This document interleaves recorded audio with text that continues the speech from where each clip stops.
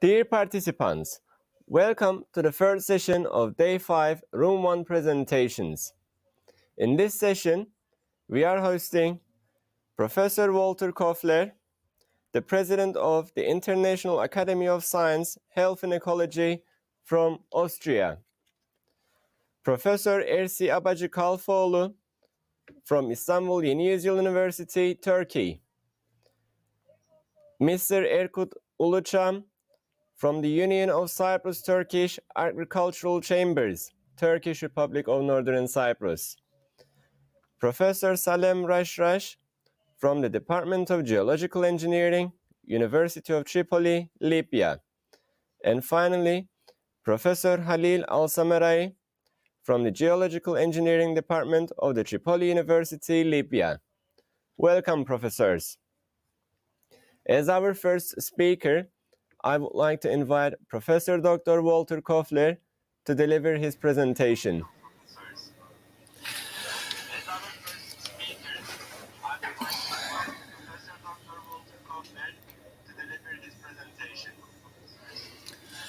Hello. First, I would congratulate Professor Hussein and his team to organize again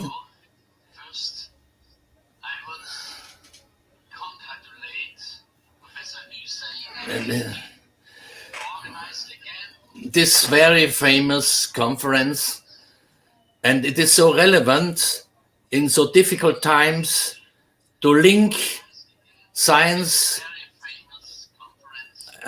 I hear all the time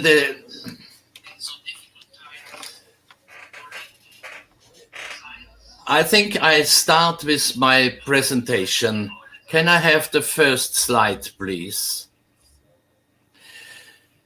It is a comprehensive strategy needed against COVID-19 and further pandemics. Next. Can you make this a bit wider?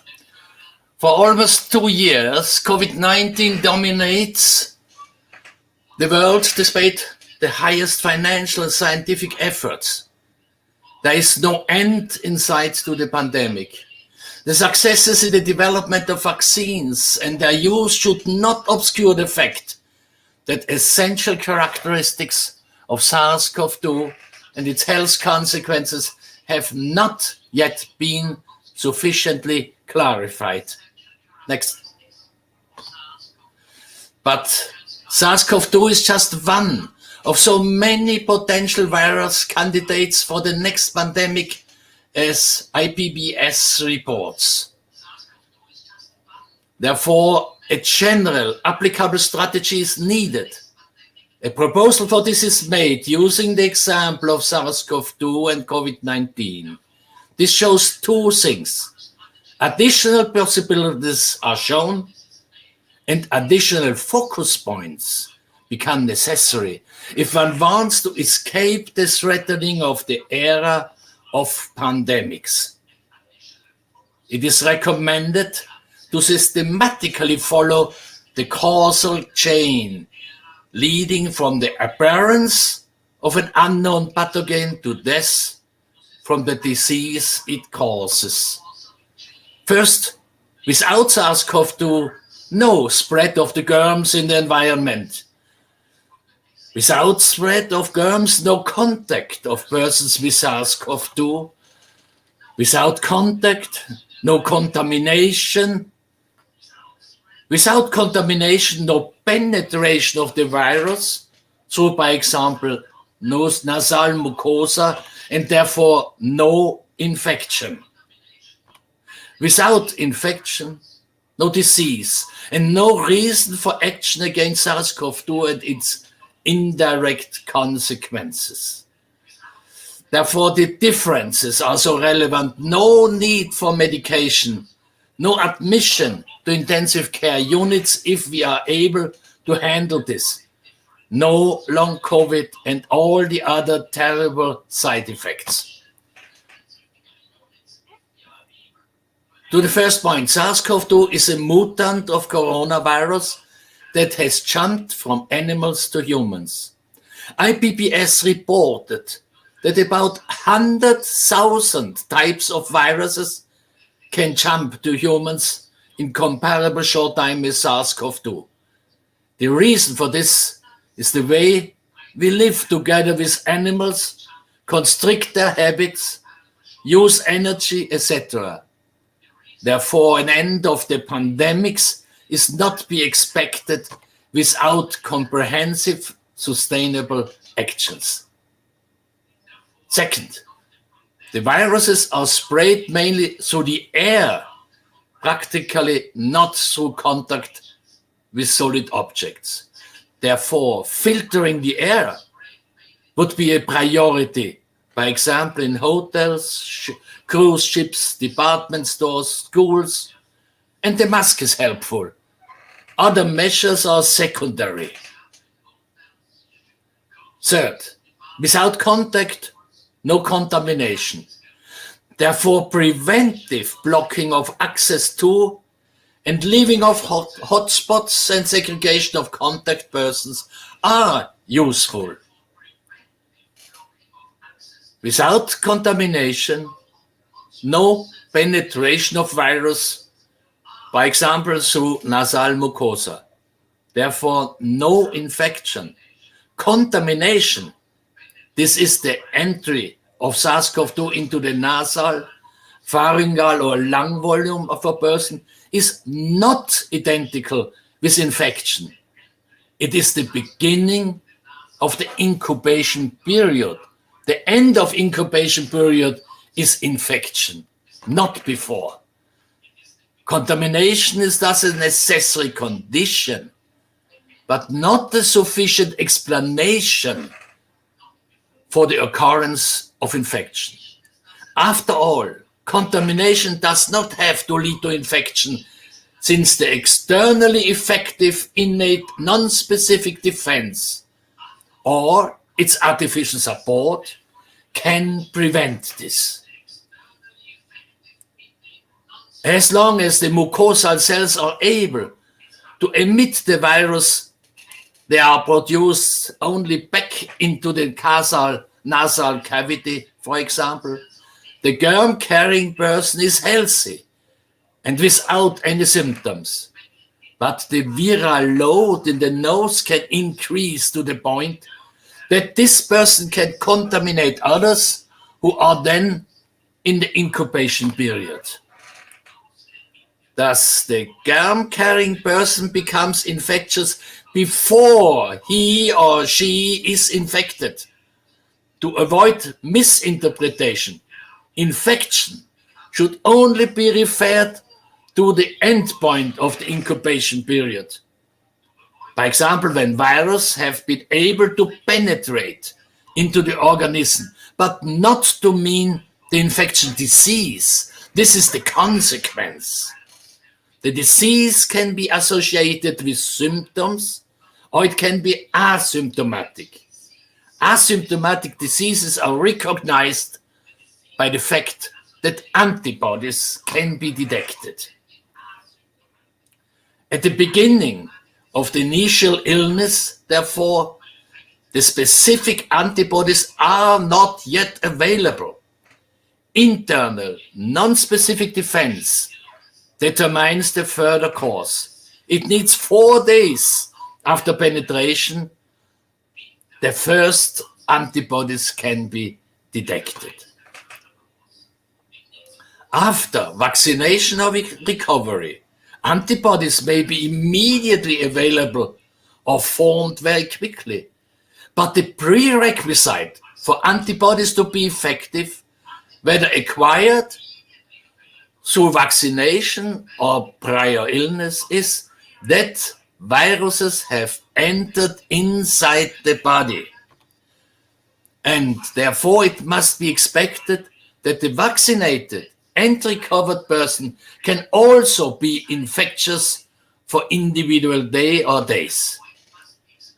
Step 4 is therefore the most critical phase for the spread of the epidemic.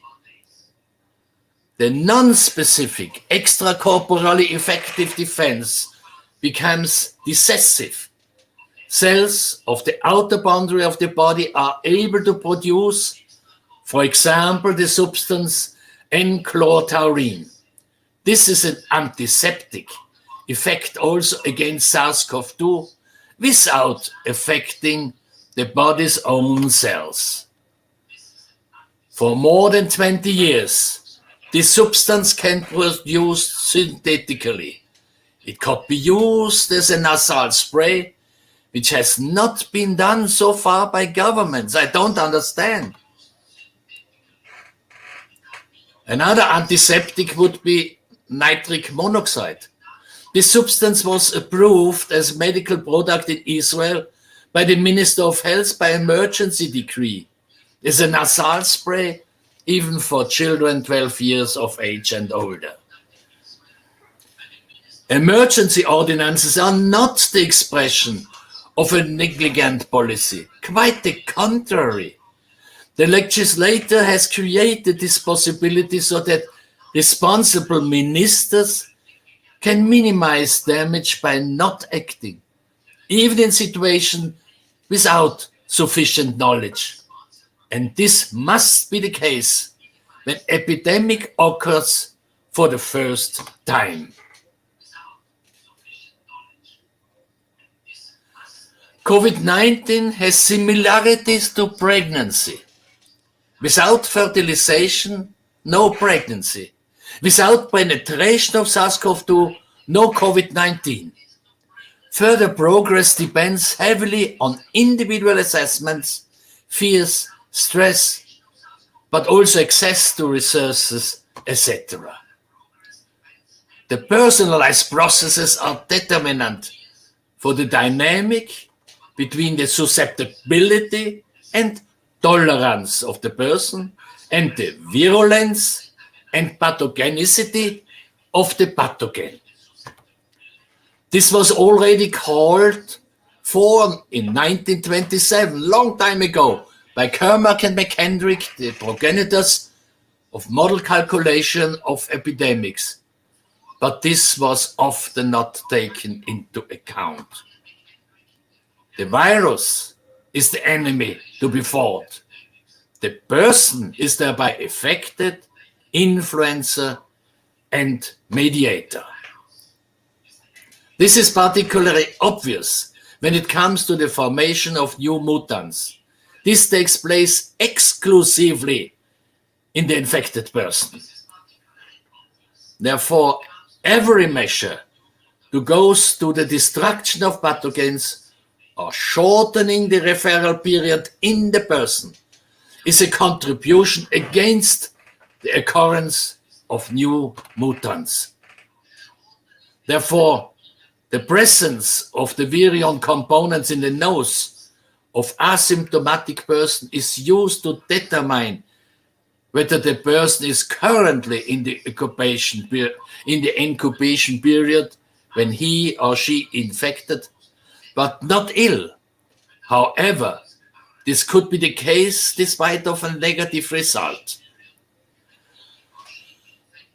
By example, on the following day.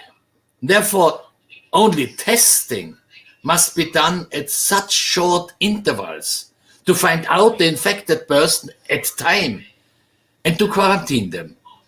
But this selection does not protect the infected person from protecting ill and themselves. Next step, without infection, no disease and no illness. Thus no need to provide intensive care unit beds, no indirect consequences like lockdowns, etc. If an antiseptic were used at the same time as the test, it would decrease the likelihood that the person who is currently in the incubation period would become ill. The antiseptic would reduce the viral load in the nose too. This would also reduce the risk of contaminating healthy people on one of the days until the next test. No giving an antiseptic at the same time is a missed opportunity in the fight against new mutants also. Purely theoretically, an epidemic could be prevented with the help of systematically applied and used antiseptics, as long as all infected persons could be captured in the process and further contacts prevented. This option is no longer available for COVID-19, but it should be central in all consideration to counter further future epidemics with unknown pathogens. The extracorporeal natural defense and its support, for example by synthetic enclotharine, is effective against a large number of viral and pathogenic bacterial pathogens, protozoans and fungi. But this would not make the person that's kept healthy immune. Antibody formation requires stimulation within the body. This can only be achieved by disease or by vaccination. After the successful use of antiseptic, the risk of the emergence of a new wave would remain, but at last time would be again to develop a vaccine that could be administered intramuscular or even intranasal. Without COVID-19, there would be no need for a correspondingly large number of intensive care unit beds with the necessary of additional personnel, no need for lockdowns, closures of retirement homes, restrictions on school and university attendance, etc. Without severe disease, no need for specific medication, no admission to intensive care unit, no deaths from or with COVID-19, no long COVID, etc., etc., etc. To date, there is no specific therapy against COVID-19, so one can only promote the non-specific possibilities of the organism to cope with the disease. Particularly critical in COVID-19 is the lack of oxygen. Oxygen is a prerequisite for the function of all eukaryotic cells. Therefore, precautionary measures that increase the uptake and availability of oxygen are expected to enhance the natural healing processes. Support of the healing processes can also be expected by inhalation of a long-tolerated antiseptic. This would reduce the reinfection by viruses that are released into the lungs. The lack of specific therapeutic agents is part of the reason for the frequency with which COVID-19 patients must be referred to intensive care units. This creates competition with others who would need the same care. This can and has led to triage situation. Then the physician must decide who can be treated and who cannot.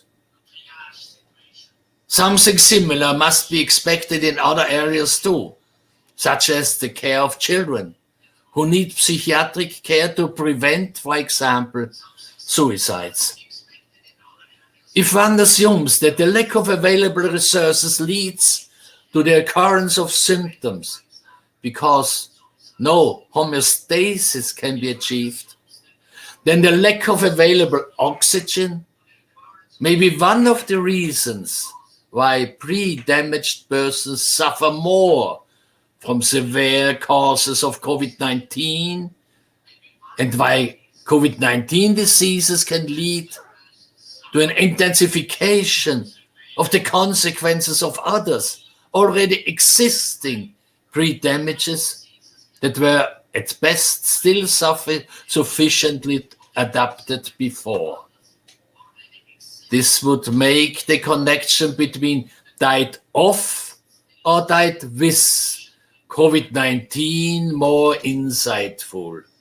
These assumptions also justify the hope of successfully influencing processes of rehabilitation of COVID-19 by using hyper-hypoxia approaches, a topic of Professor Lazachev. Let me summarize. Individuals have more opportunities to protect themselves if they inform themselves in time. This is also a task of educational institutions. To this end, International Academy of Science, Health and Ecology have published relevant documents in our Herald for our members and friends. And your university is one of our friends. They are freely available in the internet. More details and the extensive literature can be found in the article of Koffler and GLAZCHEV, a guide through the COVID-19 jungle, in our Herald special issue. And this is the internet address, free for everybody. COVID-19 teaches us that we should use all the expected epidemics to occur due to previous unknown pathogens. Precautions can be taken against them by keeping appropriately effective, non-specific antiseptic on hand. Enclotarine can be stored as a powder for a very long time without any problem. And as a 1% solution, it can be kept in the refrigerator for months. This can bridge the phase until the specific vaccines against an unknown virus can be developed, distributed, and applied. However, it will be indispensable, among all other things, to counteract the emergence of human pathogenic virus, to better organize cooperation between states, and to take into account the differences in risk within and between states as a result of socio-economic differences. And the pandemic is not over until it is over everywhere in the world. Many thanks for your attention.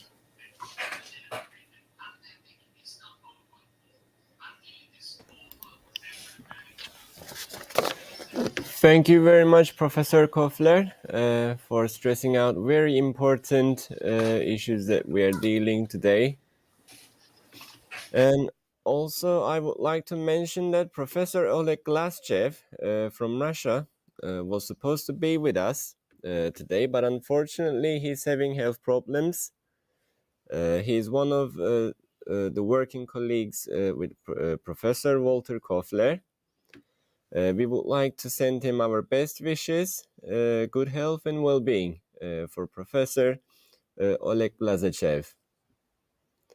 Now, to proceed with the conference, our next guest, I would like to invite Professor ERSI ABACI KALFOÐLU from Istanbul Yeni Yüzyıl University, Turkey. Thank you. Well, I would like today to present you and talk about the effectiveness of environmental crime prevention. I'm actually coming from the forensic science department of our university. Therefore, crime and crime prevention is our main area of investigation. That is why I wanted to choose this topic to address you this afternoon. Well, everybody does, and I would like to add that this big event is very important, and we, as the science community, have to thank my dear friend Hüseyin Gökçekuş for the great organization. He always does great things, and here is an example too. Well, now let's try to see what is environmental crime. This environmental crime involves offenses that harm, damage, or destroy our natural environments and thereby affect humans, non-humans, and species, and generally Earth as a whole. Now, what is criminal law? Criminal law generally focuses on individual victims, whereas environmental legislation often describes the environmental harm as an offense against public interest. Well, when we realize that, then we will we can talk about the following things. The damage that is caused by environmental crime may be difficult to identify because may not be immediate, or it may have a future impact, which is quite important. This type of crime has lengthy and complex chains of causation. Therefore, identifying the perpetrator of the environmental crime and establishing a criminal liability can be challenging. And finally, the victims of the environmental crime are not always aware of the fact that they have been victimized. And even if they are, they might not consider themselves to be crime victims. It becomes underestimated, and it is understandable that the environmental crime is frequently is underestimated, and its severity, unfortunately, is minimized. Well, improving the enforcement of environmental crime legislation is an essential part of the prevention of environmental crimes, provided that it is supported by other prevention strategies, such as command and control. There are a few things that I would like to mention here that go together, like the self-policing. This is based on the assumption about the movement from traditional enforcement methods to market-based incentives, wherein they're offered to companies to report their own environmental violations to the public authorities. There is also the self-regulation concept, where the prevention strategies and norms and values work in concert with compliance systems inside the corporation to lead the compliance. Then the smart regulation, which relies on the flexibility of regulators, and there is a variety of interventions that are used according to specific characteristics of the business or the company. This is instead of creating more and more extensive rules that prohibit transactions. And finally, we're talking about the tailored enforcement.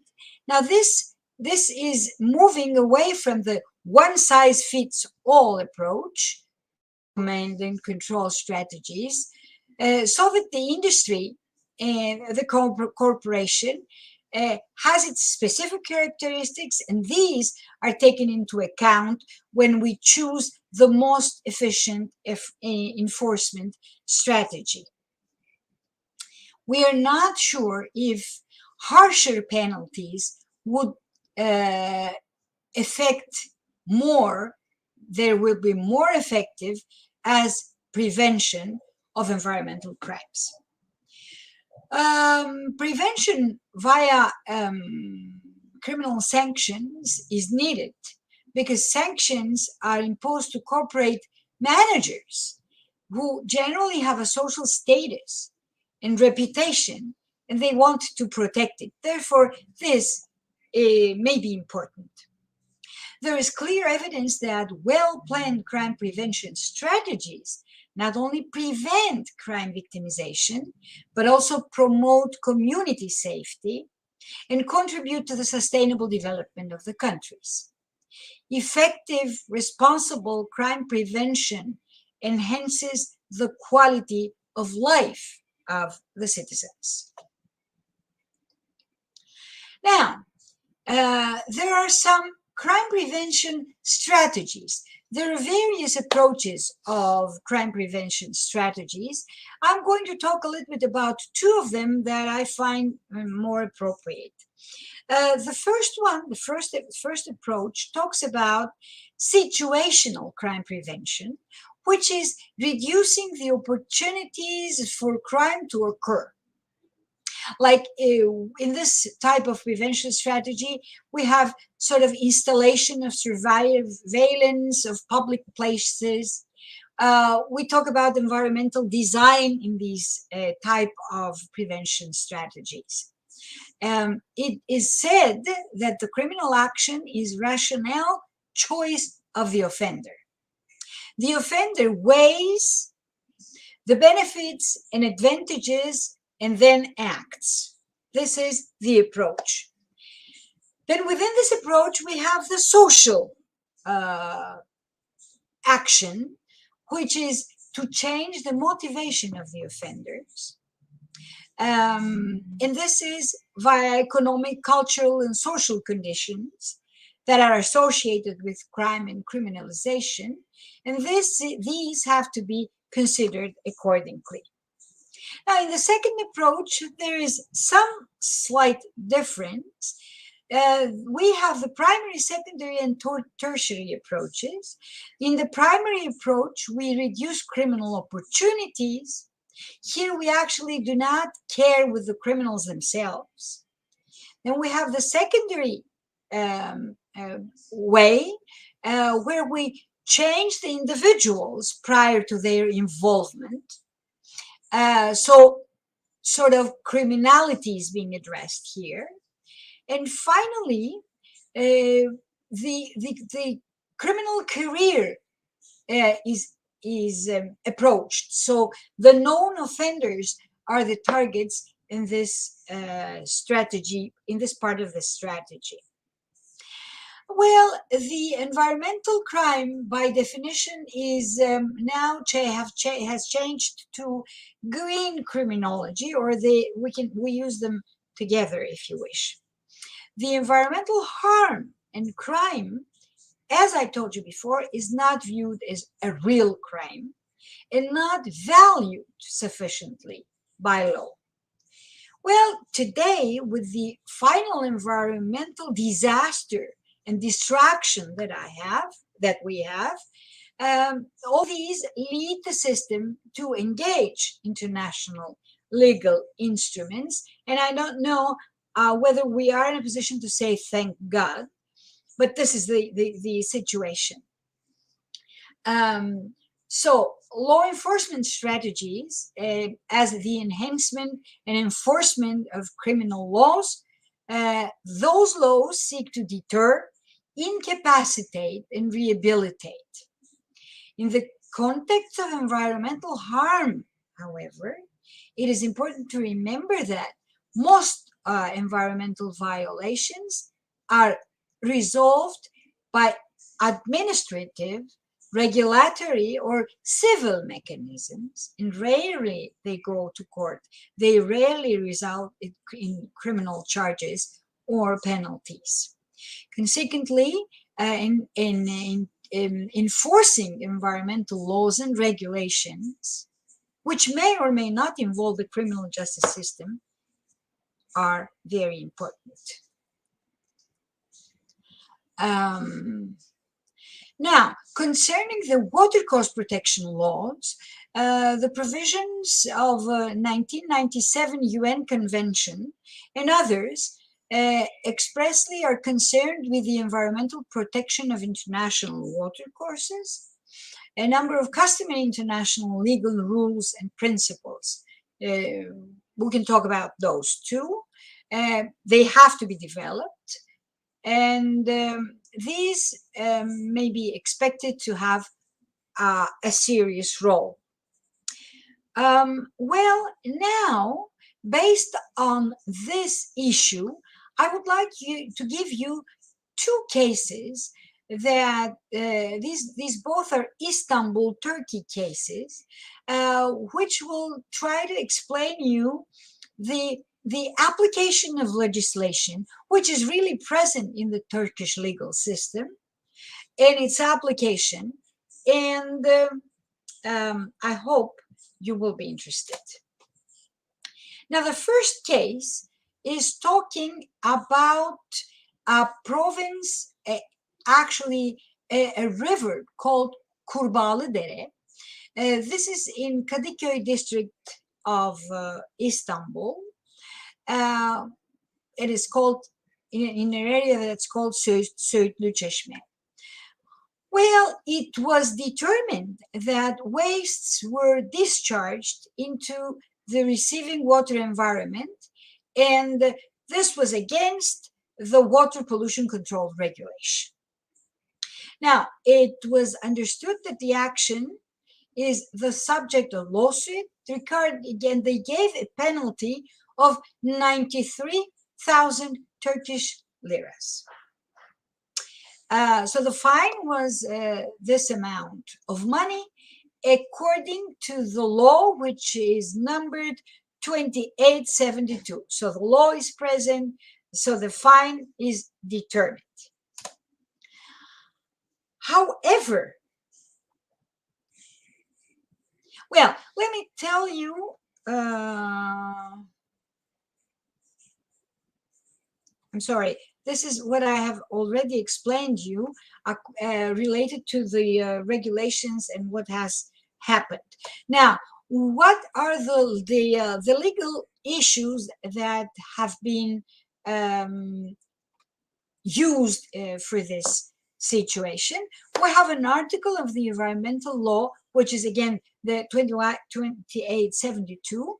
In this, it is stated that it is forbidden to directly or indirectly deliver, store, transport, remove, and carry out similar activities of all kinds of waste and residues in a way that harms the environment, contrary to the standards and the methods determined by the relevant regulations. This is one of the articles that have been used in this case. There is another article that says excavation residues, treatment and process residues, sludge, and similar wastes are prohibited to be discharged into sea and in coastal waters for disposal.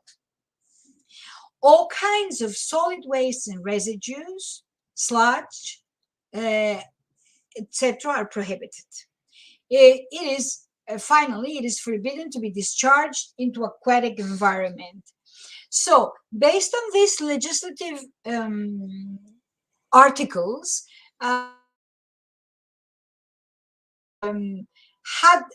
created this problem, had to pay this amount of money. However, the defense says that this specific area is a sewage waste point.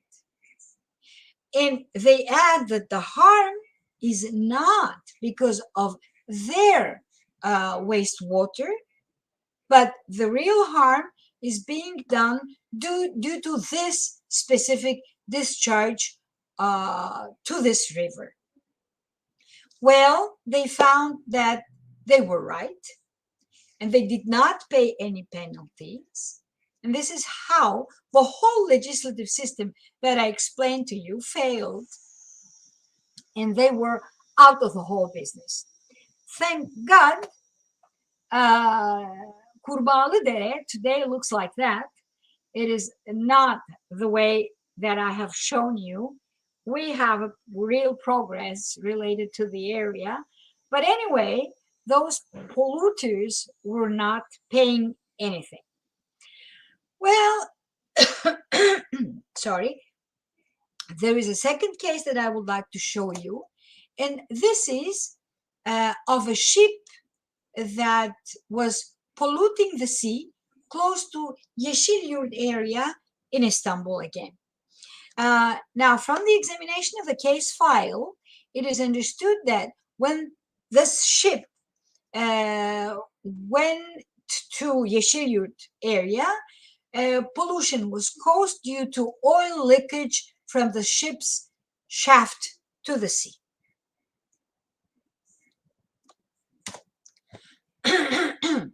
According to the 22nd and the 24th articles of the environmental law, they were to pay quite a big amount of money because of this action. Oops. Yeah. So the prosecution said that, well, in this specific point, I have to give you some more information.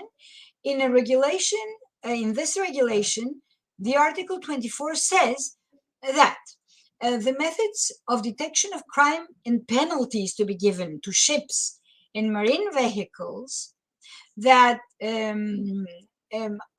are based on reports that have to be taken and given for the determination of the crime. I mean, it is sufficient to have a report that is determining the crime.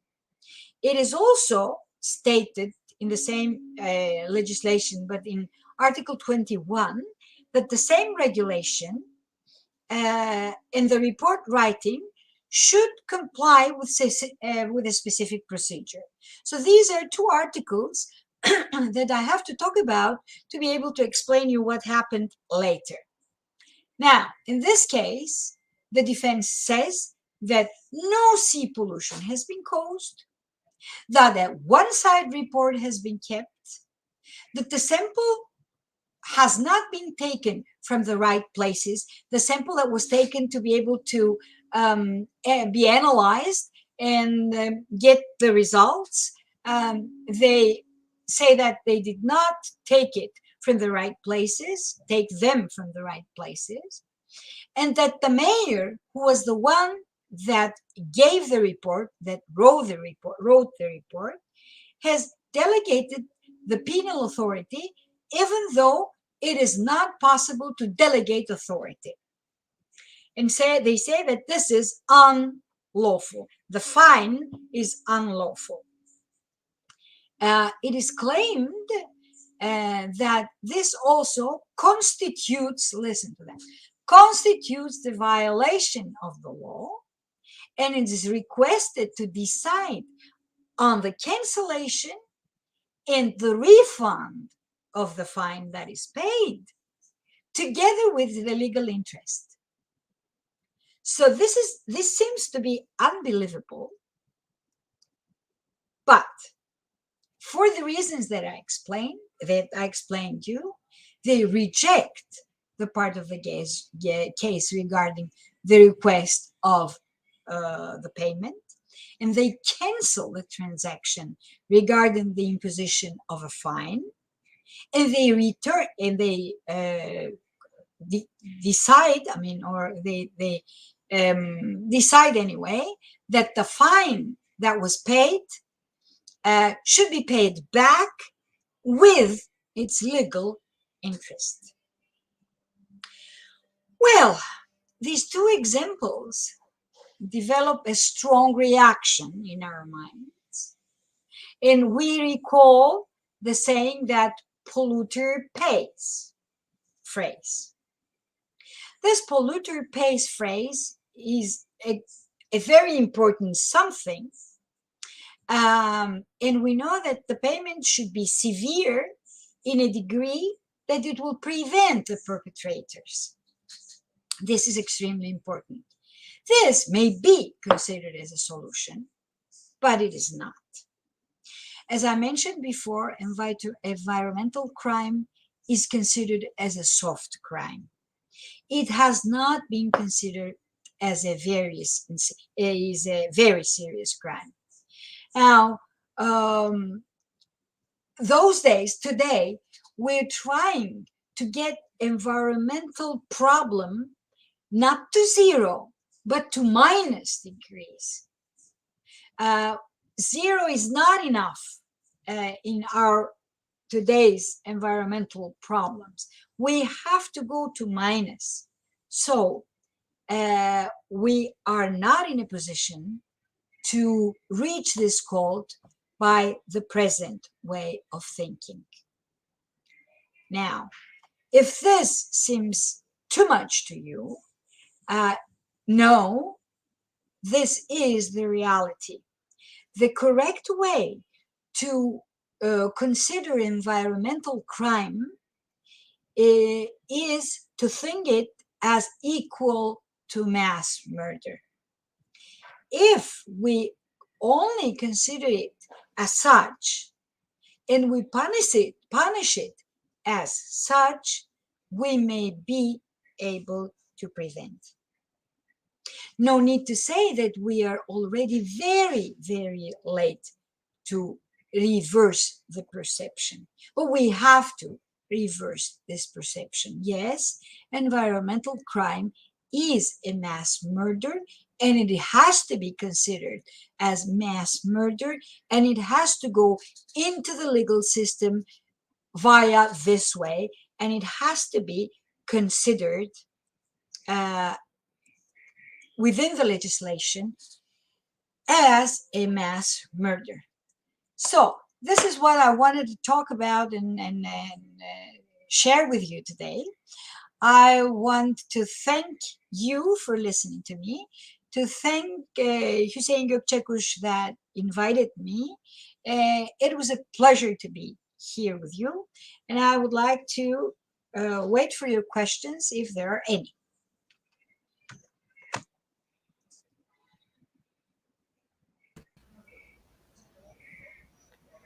Thank you very much, Professor Dr. ERSI KALFOÐLU, for Thank the very you. interesting and very valuable research and presentation.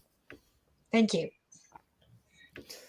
Our next guest is from Turkish Republic of Northern Cyprus, from the Union of Cyprus Turkish Agricultural Chambers, Mr. Erkut Uluçam.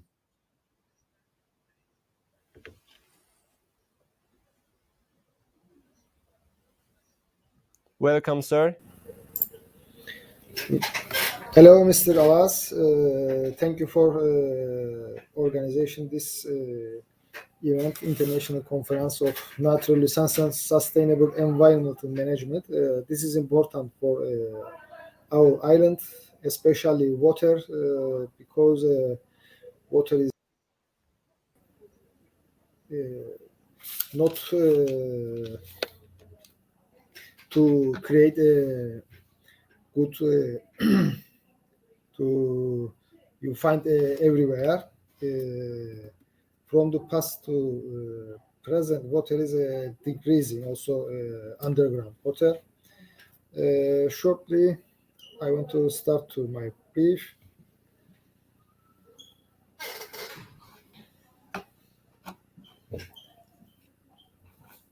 Is my voice coming? Yes, we can hear you. Okay, thank you, Mr. Alas.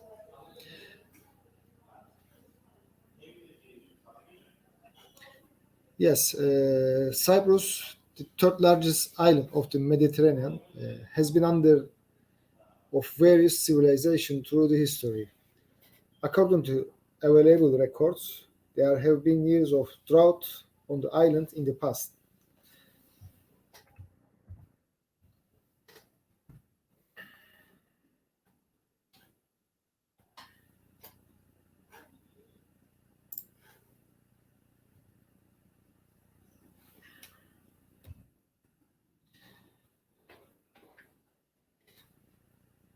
The civilization on the island were mostly established on the banks of the stream beds and were severely damaged from occasional floods. There are written resources that 3,000 people died as a result of Kanlıdere passing through the Nicosia walls in 1340. For this reason, in 1570, the direction of the Kanlıdere was changed by the Venetians and moved outside Nicosia walls. In the Ottoman period, Bekir Pasha aqueducts, some of which are still standing, and Arif Pasha aqueducts in Gaziköy were built in 1747 in Larnaca. The first dam was built on the island of Cyprus 121 years ago. The main goal in the construction of this dam was to feed the underground water resource. The capacity of this dam, which is called KOFLER, is calculated as a 4.5 cubic million meters. The fact that such a project was carried out more than a century ago is the most concrete indication of how important a natural resource water was in the past. On the island of Cyprus, which is in semi-arid climate zone, there is lack of precipitation over the years as a result of change created by the global climate change. This study was conducted in order to make a comparison about use of surface water resource in agriculture in northern Cyprus and southern Cyprus, which are in the same climatic conditions, and reveal the differences in how water resources are used in the two countries. As a result of study and analysis of the current situation will emerge before use of both surface water and water from Turkey in northern Cyprus in agriculture in the next year. It is observed that the existing dams cannot be used due to the fact that existing dams in the TRNC have not been maintained for many years. The capacity of the dam basins has decreased due to the siltation caused by the flow of water. The laws made in the past are still valid and they are not adapted to today's condition. For example, Kanlıköy Dam, one of the three dams used for irrigation in the TRNC, was first built in 1948, and its capacity at the time was 200,000 cubic million meters.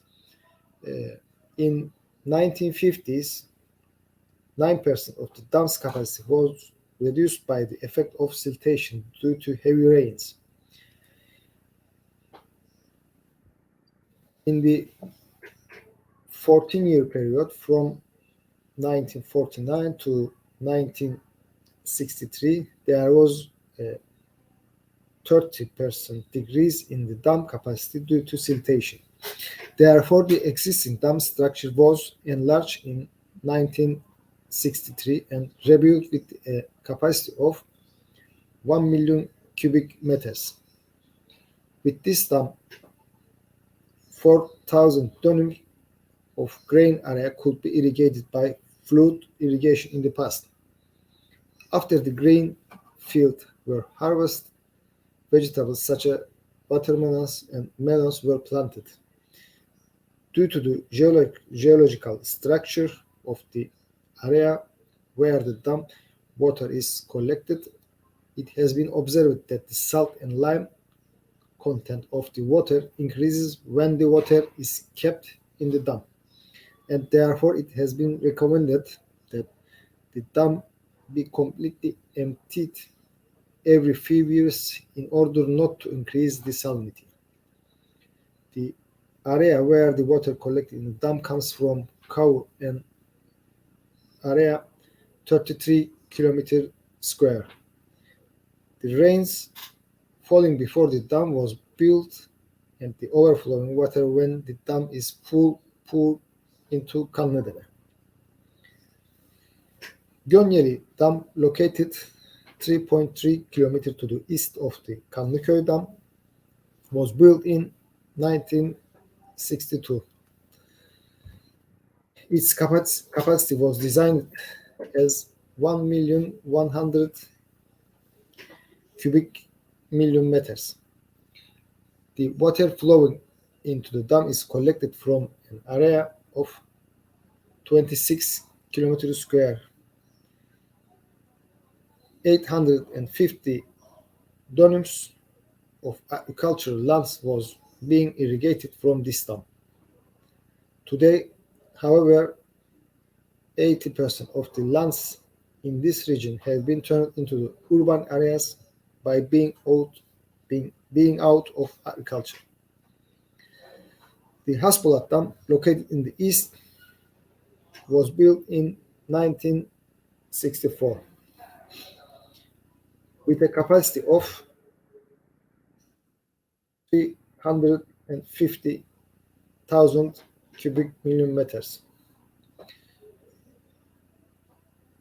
For this dam, using irrigation, 1,300 dönums of land could be irrigated. The main irrigated crops were wheat, olives, various vegetables, and potatoes. While the TRNC has 1,870,000 dönums of arable agricultural land, Southern Cyprus has 1,184,000 dönums of arable agricultural land. If the irrigable area is compared, 100,000 dönums can be irrigated in the TRNC and 400,000 dönums of land can be irrigated in Southern Cyprus. On both sides, these irrigable lands are irrigated by underground and surface water resource. Considering these figures, it's seen that the use of dams for irrigation purpose is very low in TRNC. Proportionally, Southern Cyprus has 51 times more irrigation water capacity than the TRNC. It's fact that the rain waters cannot be adequately evaluated in the rainy years in the TRNC. One of the main reasons for this is that the siltation accumulated in the existing dam is not cleaned. As the case with the Vadili village dam 2014, the decrease in the water shortage storage capacity of the dams that were not cleaned causes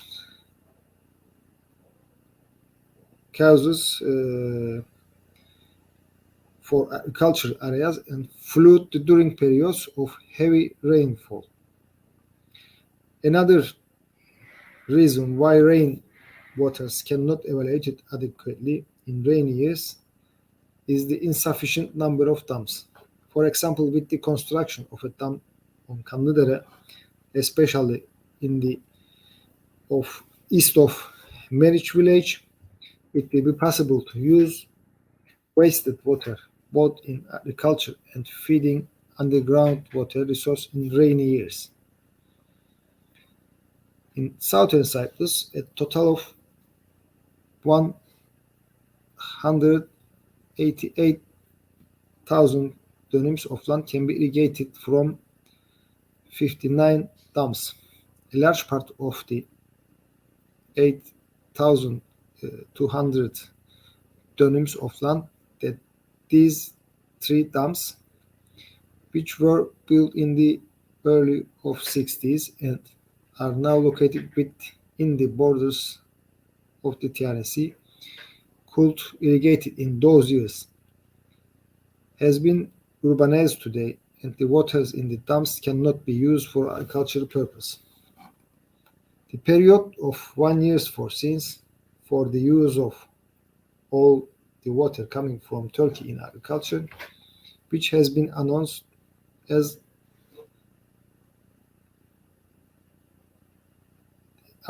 next year. It is essential that the water to be given to agriculture is given to the producers at an affordable price, and the production planning is made. The cubic meter sales price of the water supplied from the surface water resource in southern Cyprus to the producer is 0.23 euros per cubic meters. An open irrigated canal with a length of 400 kilometers was built in the irrigation project in the Emilia-Romagna region of Italy in 1950s. The starting point of this canal, called the Emiliano-Romagnola Canal, was made from the Po River in the northern Italy region. Water is pumped into the canal 17 meters above the Po River by means of pumps. Water is pumped to the producer from the regions where the canal. This carries 55 cubic million of water annually, passes through a closed pipeline. The selling price of this pumped water to the producer is 0.19 euro per cubic meter. This water reaches an area of 220,000 dönums per year, and irrigation operations were carried out completely electronically controlled. In line with this data, when the gross national product in the country is added, it's important to determine a price that is definitely below the water price in southern Cyprus and Italy, both in terms of ensuring the sustainability of the project to be built. In short, if the cubic meter selling price of the water to be given the producer is not an appropriate cost, the producer will not use this water. The food deficit of our country, which is increasingly dependent on foreign food supply, will grow even more. The use of surface water resource in southern Cyprus is carried out by the Water Department of the Ministry of Agriculture and Natural Resources. In southern Cyprus, the use of water from dams is especially produced in the potato, which is most export product. Because the Cyprus potato has become a brand in the UK and they find a high price in the market. It should be planned to grow comparative agricultural products for the use of water coming from Turkey in agriculture, especially the agricultural products that we can import and grow in our country without bringing additional burden to the state, such as high direct income support and export support payments.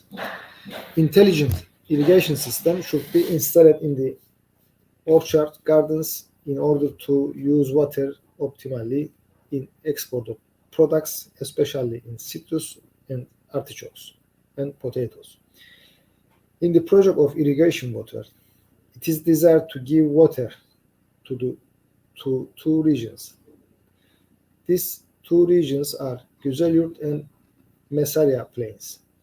In the infrastructure works to be carried out of the agricultural irrigation, water should be given to Güzelyurt region for 8 months and to the Mesarya region for 4 months to irrigate the crops, especially in winter time. Apart from the greenhouse activities can be increased in this region by transferring irrigation water to Tatlısu, Mersinlik and Kaplıca villages in the eastern region of Kayarınya using climate advantage.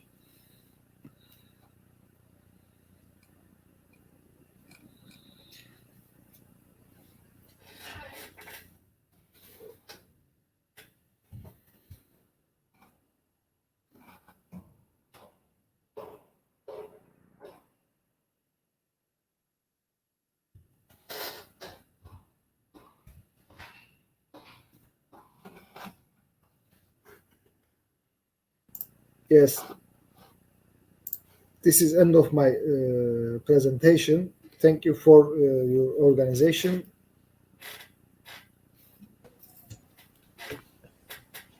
Thank you very much, Mr. Erkut Uluçam, from the Thank you, Union Mr. of Cyprus Alas. Turkish. Thank you, Mr. Alas. Thank you very much for your valuable research, for sharing your valuable research. Now, I would like to invite our next guest, Professor Salim RASHRASH from the Department of Geological Engineering, University of Tripoli, Libya. I guess on behalf of SALEM, Professor Salim RASHRASH, his colleague is going to be presenting his work.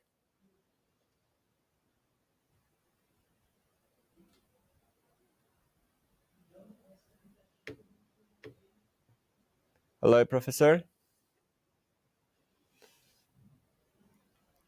Unfortunately, I have been informed that either Professor Salim RASHRASH or his colleague is not with us at the moment. Therefore, I would like to share. Yesterday, Professor Halil Al-Samarai was unable to deliver his presentation due to technical problems. And now I will be making his presentation ready. We don't have a video presentation, unfortunately, but we have his PowerPoint slides. So I want to give a 1 minute of introductory video break. And then after the break, I would like to share his presentation with you.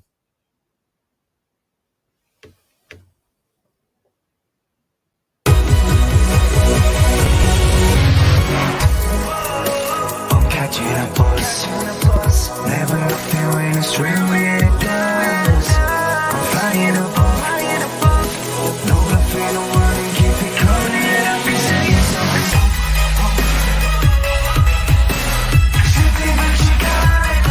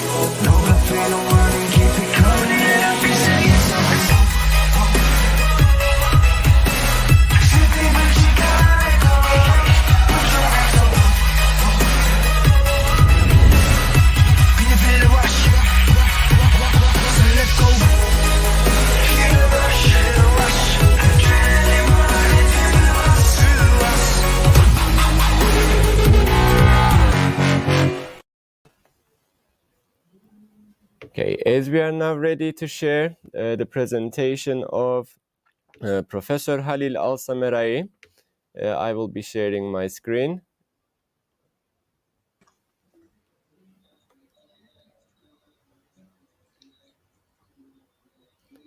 Hello. I guess Dr. Nabila is with us. Hello, Dr. Nabila. Hello. I'm Dr. Nabila. I will present this presentation instead of Dr. Salim RASHRAش because he is busy now. Okay, you're welcome. We'll be pleased to host you here at the conference on behalf Okay. of Professor Salem. And Okay. after your presentation, and then I will share Professor Halil Al-Samarai's presentation as well. So for now, we're ready for Can your you see? presentation. Can you see this? Can you see No, the slides? unfortunately, we cannot see at the moment. Okay.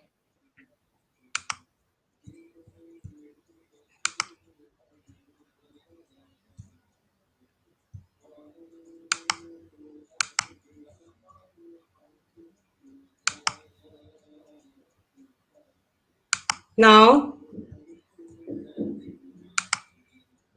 Still no, doctor. can you see? Okay. Hello, everybody. Thank you very much for this inviting of conference. This presentation titled Impacts of Groundwater Extraction in SARIR area, Southeast Libya. Doctor, I kindly want to interrupt. May I ask you to make your screen full screen? Can you see We can see your screen by presentation. screen?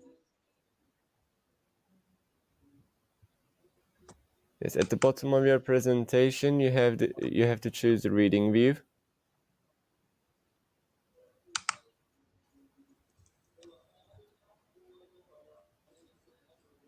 Now share the screen. Yes, doctor, we can see your screen. Okay. Can you continue with this presentation? I would appreciate it if you can make your screen full screen, doctor, because the letters are not visible. Okay.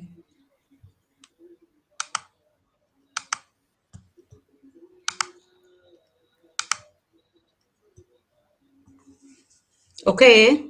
This okay now? It's still not okay, doctor, but if you want, let us proceed this way in order to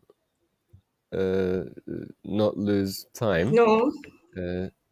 So we prefer you continue Oh this my way. God. Okay.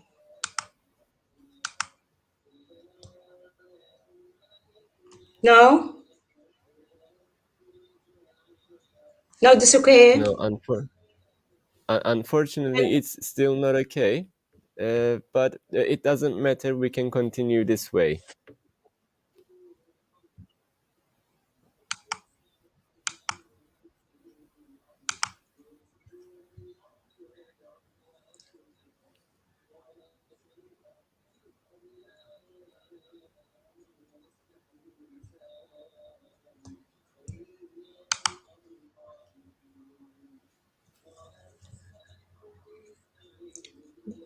This okay?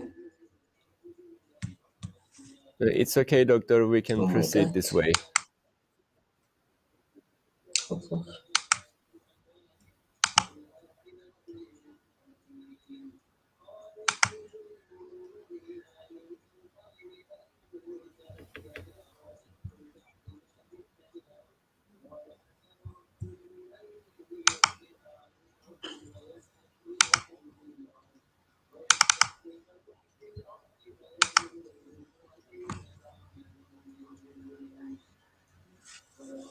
Now, Dr. Dr. Mustafa. Nabila, we can. Yes, it's fine now, Dr. Nabila. Okay. This presentation is very quickly. Okay. Study area is in the east, southeast of Libya. Libya and the study area is located within Nubian sandstone aquifer system. The aquifer system extends to Libya, Egypt, and Sudan, Chad. The study area is content three three projects: SARIR South Agriculture Project, SARIR North Agriculture Project, and Man-Made River Project. The study area is continued three projects. SARIR South Agriculture Project operation from 1975 years. It's contains 158 wells. And SARIR North Agriculture Project operating 1980 years. Its content 81 wells. Okay. We know Libya covers 5 water basins: جفارة and الجبل الأخضر in the North Libya, الحمادة الحمراء مرزق basins in the southwest Libya, الكفرة and the SARIR basin in the southeast for Libya. Okay, what is the problem? Excessive extraction of groundwater forms 80% of serious land subsidence problems. This is a growing problem throughout the world. In Libya, earth fissures were observed in SARIR field since 1982.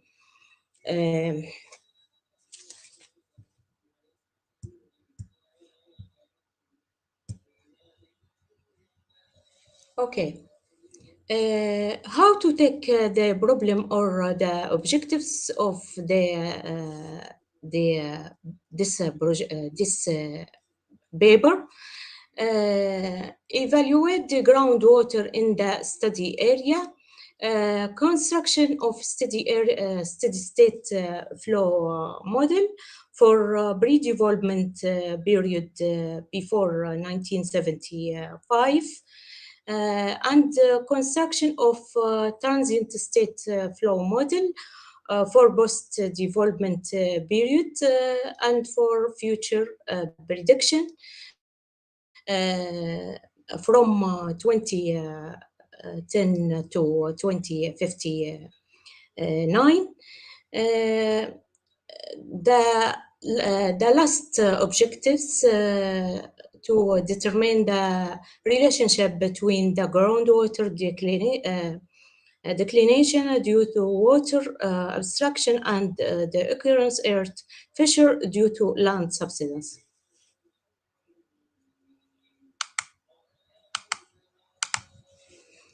Okay. We think for procedure, the first phase simply and the review literature concerned with the research problem. Phase 2, simple data of the abstraction drawdown and hydrogeological properties related to groundwater subsidence, sorry. Firstly, evaluate the problem by using numerical model, using mode flow program, and investigate the historical land subsidence due to groundwater extraction. The last phase predict the effect of the future groundwater extraction and deduce conclusion and provide recommendations of optimize extraction rate and land subsidence.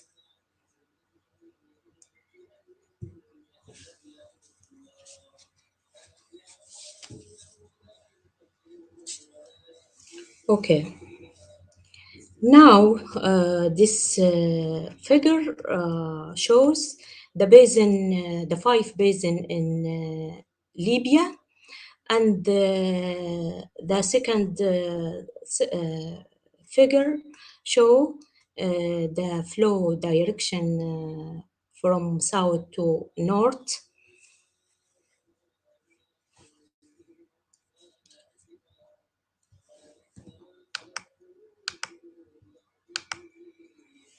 Okay. If we see the hydrogeology of the study area, the groundwater is drawn from two main aquifers that are hydraulically separated over considerable part of the study area by silty clay, siltstone, and thin layers of clays. Our confining bed. Thickness of the thickness is approximately 70 from 70 to 150 meter. The study area is contained three aquifers. The shallow aquifers thickness about 45 from 45 to 150 meter. The deep aquifer is about from 140 to 250.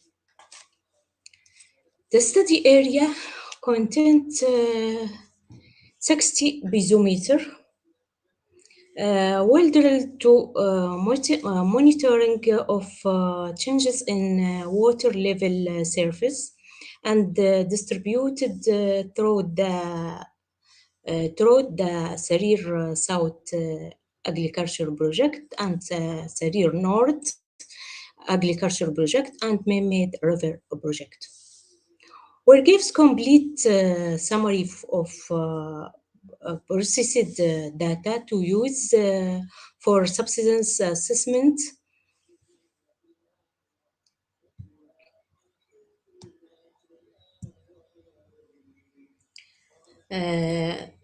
Now this figure show the flow direction in the study area.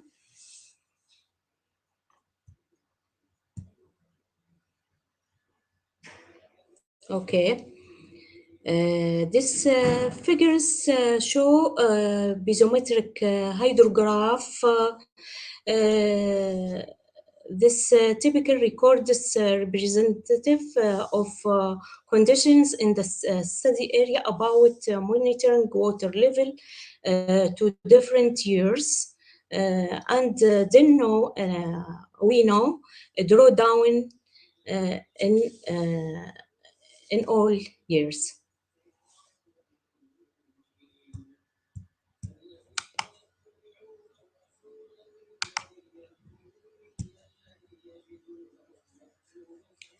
Okay, Now we know the conceptual model provides a simplified representation of hydrogeological system and the flow process. The model describes factor including the system geometry, physical, hydraulic boundary, and hydraulic parameter.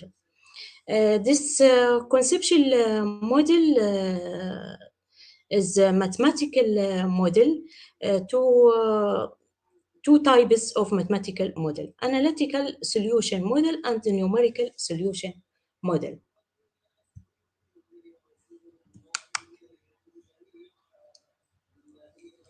Okay. In the study area, we designed a numerical model, and we took these steps, principal elements of model, as assumption of design, model grid, layering, boundary condition, and aquifer properties.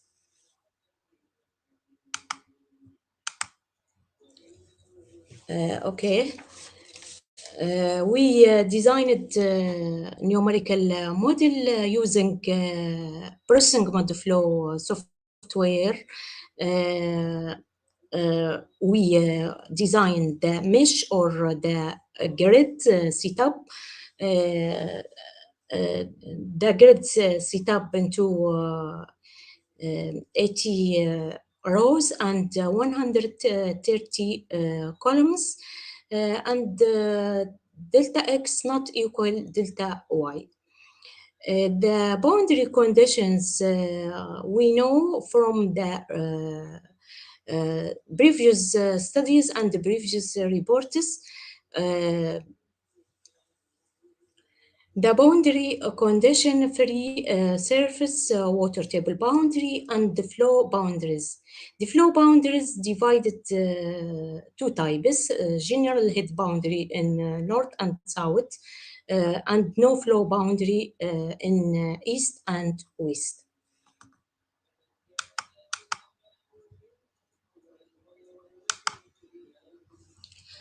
Okay, this slides show the layers setup. The thickness of unconfined aquifer was set of 150 meter, while the base of confining bed was set at non-uniform thickness of from 70 meter to 150 meter below the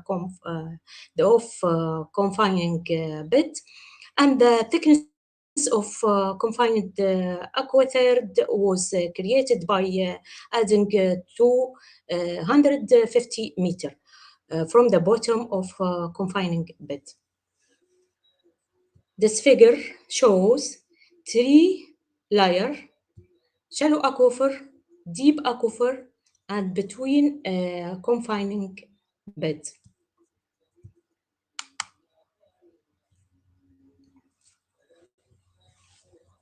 During the pre-development period, the following flow boundary conditions are used in the current groundwater model. This figure shows the pre-development water level or height in meter above main sea level.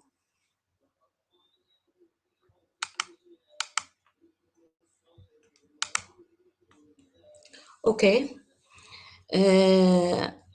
When construct the model, we have the calibration of model or the steady state model. We use the hydraulic parameter value for this model were obtained from analyzing short and large term aquifer tests. We have redistributed in the study area. The range of horizontal hydraulic conductivity from 0.5 to 20 meter per day in unconfined aquifer, and from 0.3 to 30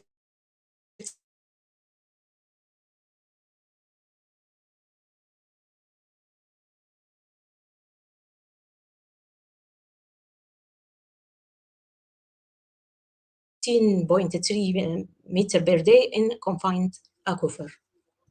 Is vertical hydraulic conductivity. We redistribute either this parameter and the range equal to product 10 to the power minus 11, 2.02 meter per day. Okay. This figure is show the best match between measured and modeled simulated water level map after redistribute the hydraulic parameter. We note the flow direction from south to north in the shallow aquifer and deep aquifer.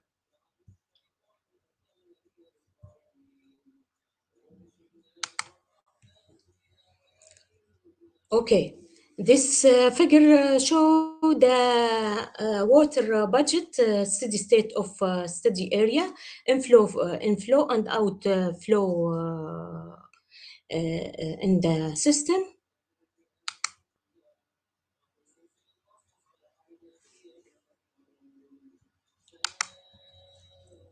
That's it. Now we construction of numerical model, transient state model from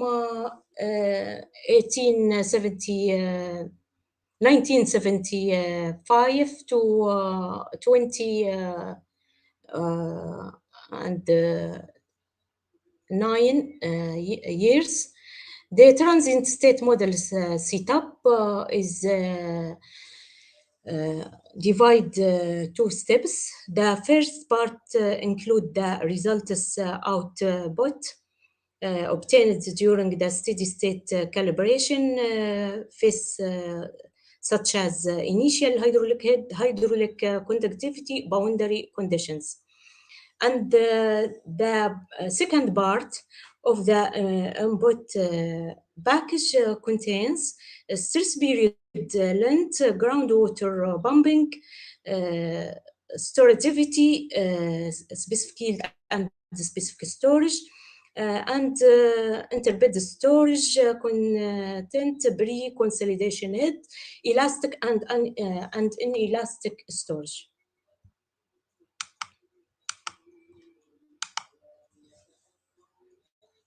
Okay, this random samples to the observed draw down, we take from the data of piezometer to 3 project.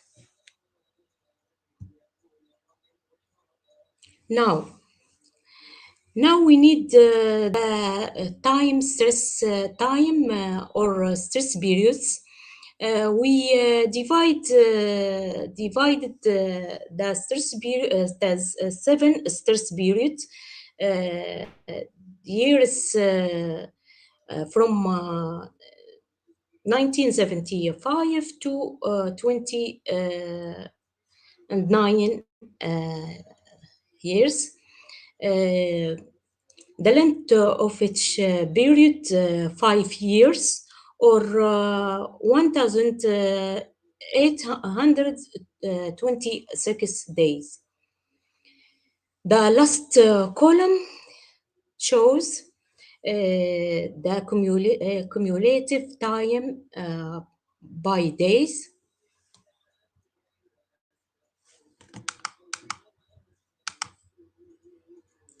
Okay, now we need the pumping history This figure show the pumping history of the oil well field in the study area, SARIR South, SARIR North, and man-made river.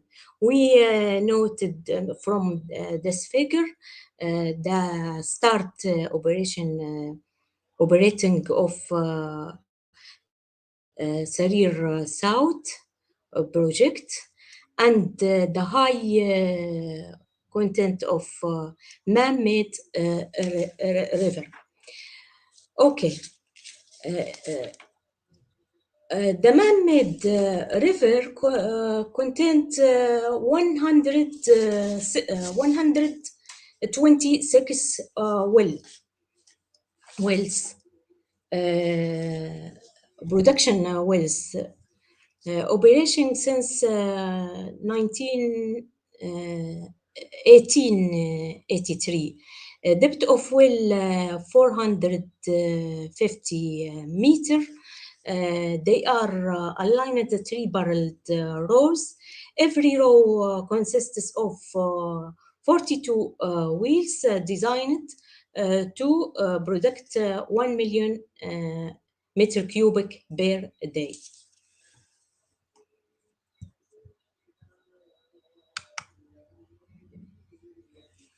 Okay. This calibration transient state.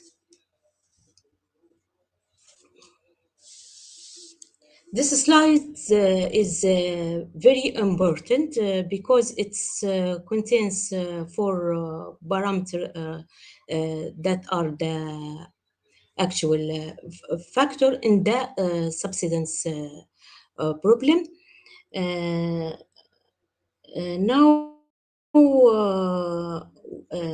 the specific yield of the layer, this figures show the specific yield for the layer 1 and the specific storage for the layer 3 distributed all the projects.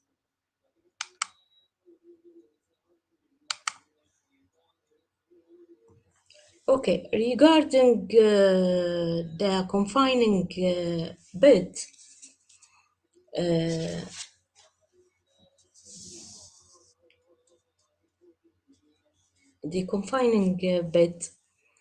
this study depends on this layer, aquathird layer or confining bed, and because it is made of clay, when extraction water, the grains are rearranged in this layer, and the compaction of the clay layer caused the subsidence of the surface and cracks in the projects, especially in SARIR South agricultural project, as the first project that started pumping. And then this crack appeared in the man-made river product. Maybe since 2020 and 2013. At this stage, using the package for geotechnical characteristic, and we entering the following information. This table show pre-consolidation head. We entered the initial head because in the basins, in the base, that pumping has not started yet, and the elastic specific storage. We take the specific yield in the layer 1, and in elastic specific storage. This specific storage in the layer 3. We benefit from the values obtained in the previous stage of work. The starting compaction is 0 because the layer has not been subject of any stress now.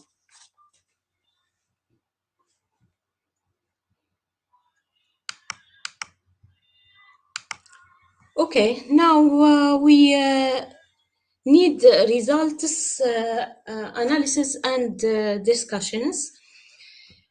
If we see all the next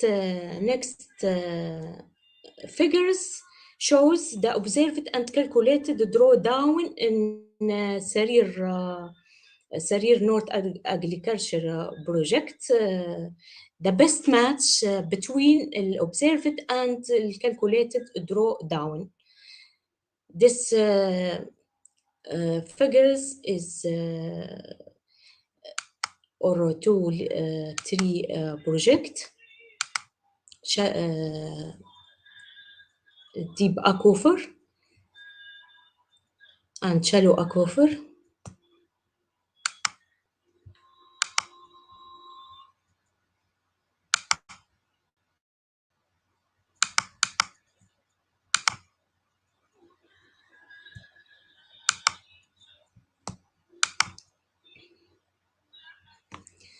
This figure shows the land subsidence at different time or three period, five period.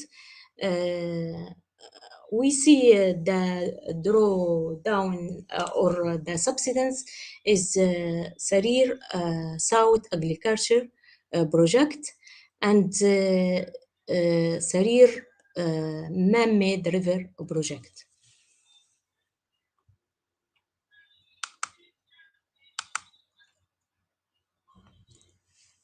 This chart was the water budget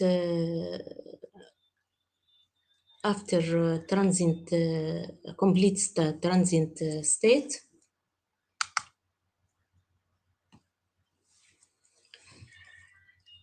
These figures show the prediction drawdown and land subsidence after 50 years. The drawdown to 3 projects, SARIR South, SARIR North, SARIR South, and Man-Made River. And this figure show the land subsidence after 50 years. From these slides, we noted that the maximum drawdown of after 50 years is 55 meter in the deep aquifer in the Man-Made River project. And the maximum computed subsidence after 50 years of continuous pumping is 2.8 meter in SARIR South Agriculture Project.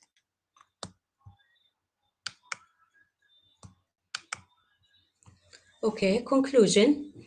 The numerical model provides its ability to a reasonable extent to be applied on a sub-regional scale to predict the future effects of groundwater withdrawal. The obtained hydraulic parameters could be future applied at other projects in Libya. For predictive simulation, the aquifer storage is the key source of pumped water.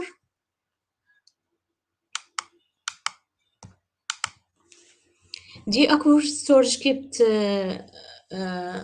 unlettered as pumping sequentially increases, which means that any change in the storage is replaced from the southern boundaries. The last conclusion from the results for model, we can establish a plan and strategy for the wheels operation.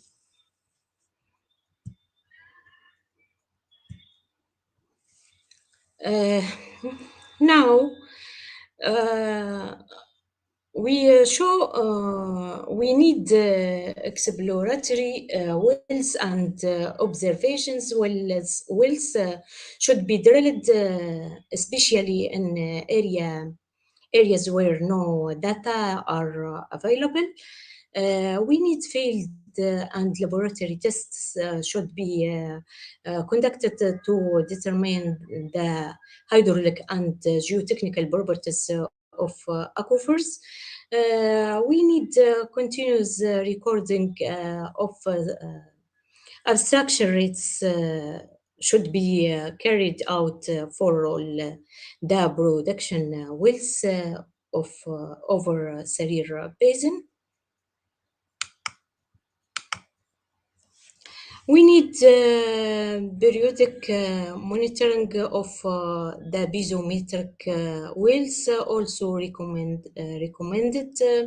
We also need to install system of sample borehole extensometers to monitoring the subsidence in the area where fissures were observed since 1982 and follow up the subsidence using satellite technology.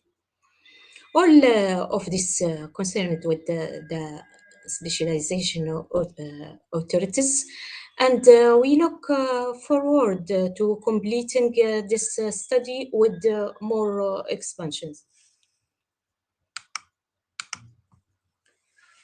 Thank you very much for your attention.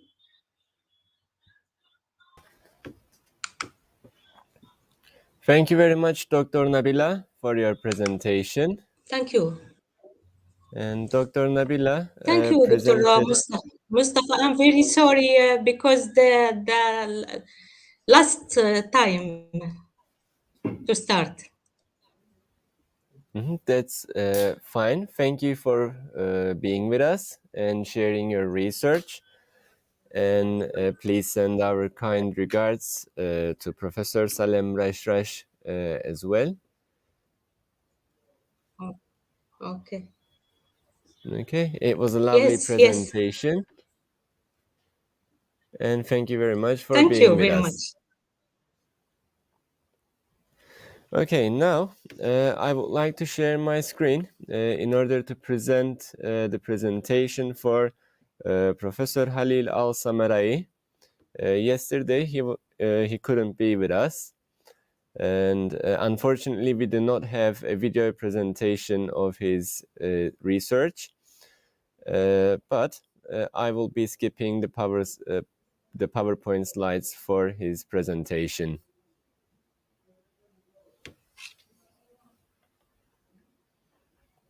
Okay, I guess my screen is now visible.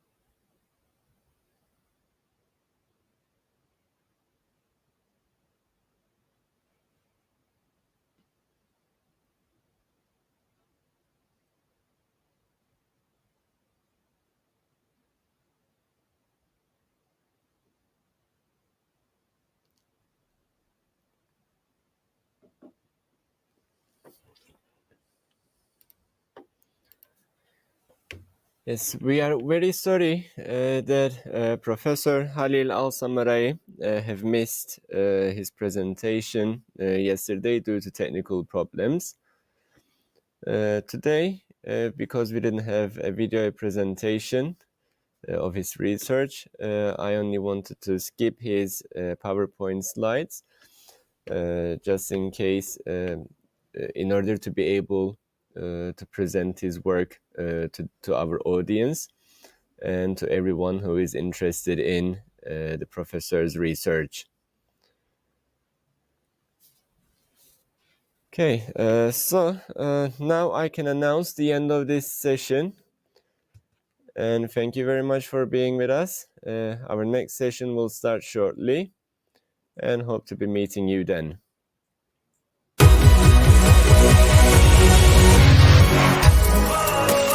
Catching a bus, never nothing when it's real, yeah it does.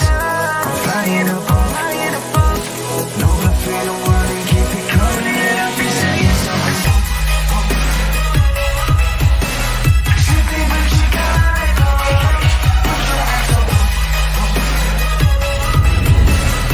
Can you feel the rush? So let go. Feel the rush, adrenaline running through us.